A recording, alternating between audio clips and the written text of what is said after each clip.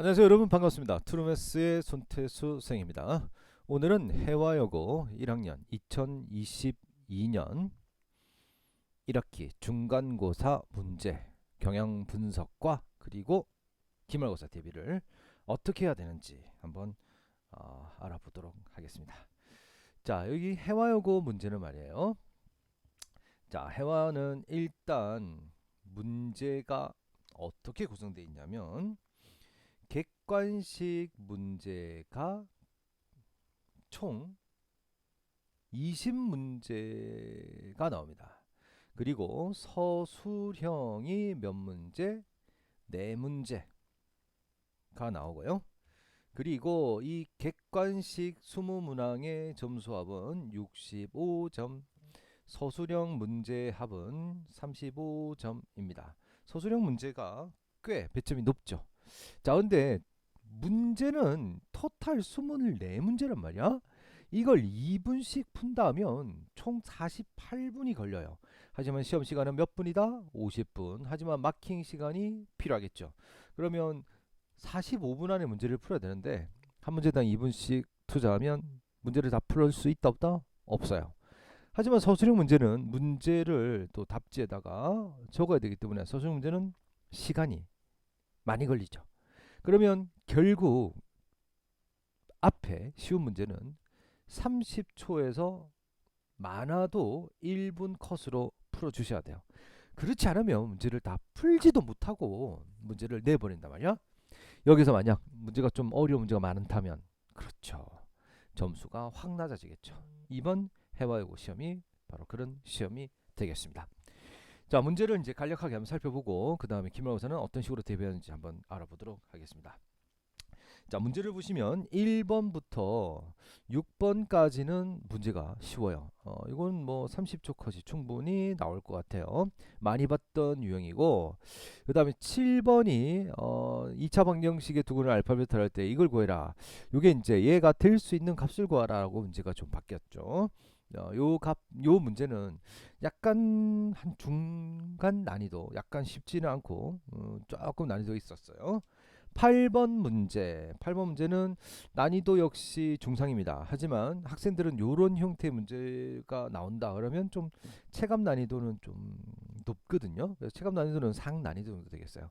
벌써 2페이지 8번부터 문제가 어렵기 시작하죠. 자, 그 다음 9번과 11번까지는 난이도가 한 중 정도의 난이도가 되겠습니다. 어느 정도 공부를 한 학생이라면 문제를 많이 보았을 그런 유형이에요.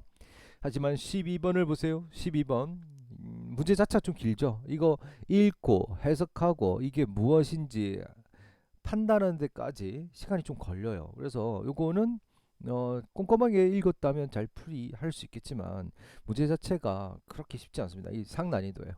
12번도 문제가 어려워요. 총 객관식 20문제 중에 벌써 12번이 어렵다. 13번. 자, 이것은 중상 난이도가 되겠습니다. 5제곱 더하기 5제곱 분의 1은 많이 수업 시간에 연습을 시켰던 유형이거든요. 그 다음 14번. 14번 나머지가 이거고 비슷한 나머지인데 이게 조금 많이 봤던 유형이 아니야. 나머지 정리해서 많이 했던 유형이 아니라서 역시 학생들이 좀 당황했을 것 같아요. 15번 활용 문제인데요. 모서리기가 이보다 큰 정육면체의 표면을 색칠하고 그다음 한쪽만 색칠하고 또 양쪽 색칠되지 않은 정육면체 한 면 더 색칠하는 거. 이거 잘 생각해보면 겉면만 있고 겉면의 바깥쪽 그리고 모서리 부분 그리고 안쪽 요거에 대한 건데 이것도 역시 약간 뭐죠? IQ가 좀 그러니까 머리가 좀 잘 좋은 학생은 쉽게 이해됐지만 요런 걸 좀 잘 못 본 학생은 시간이 좀 걸렸을 것 같아요. 좀 어려웠다는 얘기죠.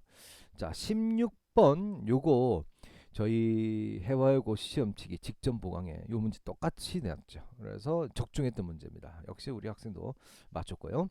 요거 복수 상등을 쓰는 문제인데 요거 알파 세제곱이다 그러면 알파 넣고 막 하는 좀 난이도가 있는 문제였습니다. 17번 문제. 17번은 난이도 있는 문제예요. 하지만 요거 교육청 기출 문제로 많은 문제집에서 이거 변형된 문제, 비슷한 유형, 숫자만 좀 바뀐 문제가 많이 나왔거든요. 저희 교재에도 물론 있었고요. 그래서 공부를 좀 한 학생이라면 많이 봤을 유형이다. 18번 제곱이니까 두 개 더한 거 곱한 거에서 합과 곱을 이용해서 찾아내는 형태다라는 건데 요것도 난이도는 중상 정도 되겠습니다. 자, 19번 요거의 실손이고 허손일일 때 거하면 이거 쉬워 보이지만 난이도가 좀 높아요. 그다음 20번 문제. 자, 20번 문제도 난이도 상 문제가 되겠습니다. 요 문제는 얘가 요거의 배수가 된다 그러면 얘를 나눈 뒤에 남아 있는 놈이 또 약수가 된다라는 걸 이용해서 푸는 형태의 문제거든요. 교육청 변형 문제인데 요거 역시 시간이 좀 걸리는 문제죠. 이까지만 풀어도 좀 힘든데 서술형이 나와요. 자, 서술형 부분 점수 있고 서술형 답지에 정확하게 기재하는 문제입니다. 요거 간단한 문제예요. 1번. 그 다음에 2번 얘는 이렇게 절대가 올라가고 이렇게 나오는 건데 얘도 난이도 있지만 요거 우리 교재에 한 2번, 3번 반복해서 실려져 있었던 문제예요. 역시 우리 학생도 많이 풀어봤던 문제니까 잘 풀었죠. 하지만 답지에 이 문제를 서술형 답지에 옮기면서 이 문제에다 개수를 잘못 옮기는 바람에 안타깝게 네 정말 안타깝죠. 시험은 잘 쳤는데 요것만 했었으면 아주 괜찮았을 건데요.